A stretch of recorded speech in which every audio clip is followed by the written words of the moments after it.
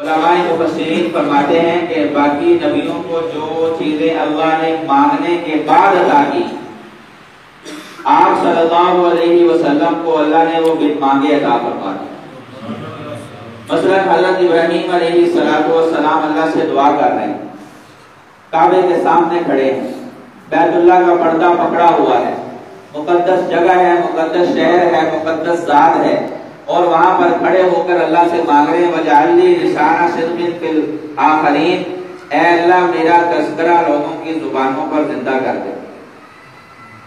یعنی اے اللہ لوگ مجھے اچھے تذکرے سے یاد کریں، مجھے ایسا بنا دے۔ اور یہاں پر اللہ رب العزت کا آپ کے ساتھ کیا معاملہ ہے کہ مانگے بغیر کہہ رہے ہیں وَرَفَعْنَا لَكَ ذِكْرَكَ، اے پیغمبر ہم نے آپ کا ذکر بلند کر دیا ہے۔ کیسا بلند کیا ہے کہ آپ علیہ السلام واحد ایسے لیڈر ہیں پوری دنیا کے اندر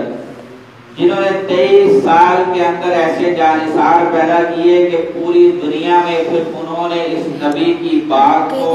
صرف 70 سال کے اندر منوا لیا۔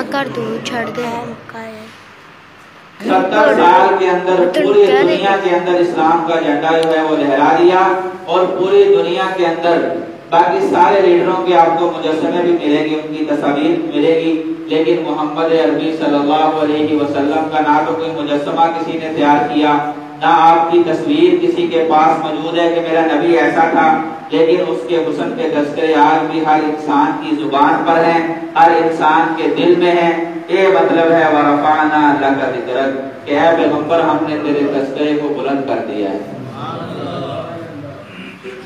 اور وَرَفَعْنَا ذِكْرَكَ بھی کہہ دیتے تو بات پوری ہو جاتی۔ عربی گرامر سے جو لوگ سوجھ بوجھ رکھتے ہیں وہ جانتے ہیں کہ رفعنا ذکرک کا معنی بھی یہی ہے کہ ہم نے آپ کا ذکر بلند کر دیا، لیکن لگا کہہ کر اللہ نے یہ بتایا کہ یہ ذکر صرف ایسا بلند آپ کا کیا، آپ سے پہلے نہ کبھی کسی کا کیا، نہ آپ کے بعد کبھی کسی کا کیا جائے گا۔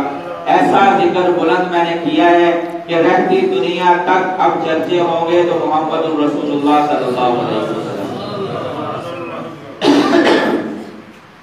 پھر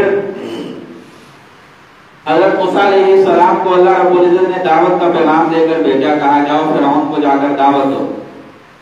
تو وہ فوراً اللہ سے مانگنے لگے رب اشرح لی صدری ویسر لی امری واحلل عقدۃ من لسانی یفقہوا قولی، کہ اے اللہ میرا سینہ کھول دے تاکہ میرا جب سینہ کھل جائے گا میں تیرے اتنے بڑے دشمن کو جا کر دعوت دوں گا۔ وہ مانگ کر اپنا سینہ کھلوا رہے ہیں، آپ صلی اللہ علیہ وسلم کی باری آتی ہے تو اللہ خود فرماتے ہیں الم نشرح لک صدرک، اے پیغمبر ہم نے آپ کا سینہ کھول دیا ہے۔ اور آپ علیہ السلام وہ ہستی ہیں، ایسی بابرکت ہستی ہیں، ایسی بلند اور بالا ہستی ہیں کہ ساری دنیا کے انسانوں کو اور پیغمبروں کو کہا کہ مجھے راضی کر کے آؤ، سارے مجھے راضی کرنے میں لگ جاؤ۔ ہر نبی بھی اللہ کو راضی کرنے میں لگا ہوا ہے۔ اللہ رب العزت نے موسیٰ علیہ السلام کو طور پر بلایا